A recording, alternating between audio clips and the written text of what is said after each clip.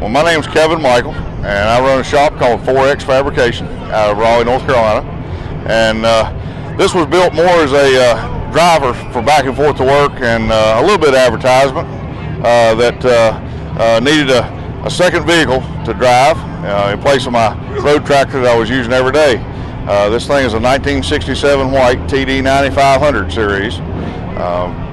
Started life with a 250 NHC natural aspirated Cummins and about 105 inch, 110 inch wheelbase, and we've stretched that out to 202 inches. It now has a NTC 475 Cummins, which in itself is a rarity, with an 8LL Eaton transmission and a Rockwell 342 ratio R170 rear axle.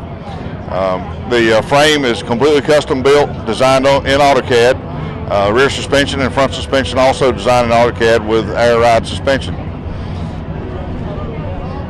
The radiator and the cab came out of the original truck.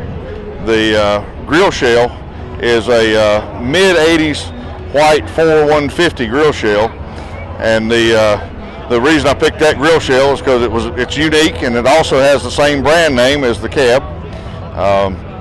The truck, I found out, was used from Jonesboro, Tennessee to Charlotte, North Carolina, and driven back and forth on a regular basis. It originally had 985,000 miles on the cab and 765,000 on the engine. Since I finished it March the 17th of 2012, I put about 12,000 miles on it. It's got 8R19.5 front tires with 19-inch wheels on the front, and 385/65 rear wheels, 12 1/4 22.5s on the back. The engine's been modified slightly to about 700 horsepower at this point, and that'll change shortly by the end of the year to roughly 1,000 horsepower. So we got a trip planned to go to Pittsburgh Power and see those guys up there to upgrade the engine just a little bit. We were down at Charlotte for the auto fair, and then back 2 weeks later to Z-Max Dragway. The truck on its first outing did 78 miles an hour in the quarter mile with roughly 17 seconds.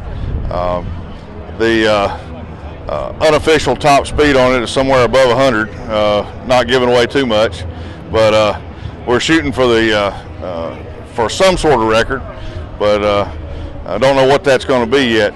The plan is to have fun with it and not worry about what anybody else thinks.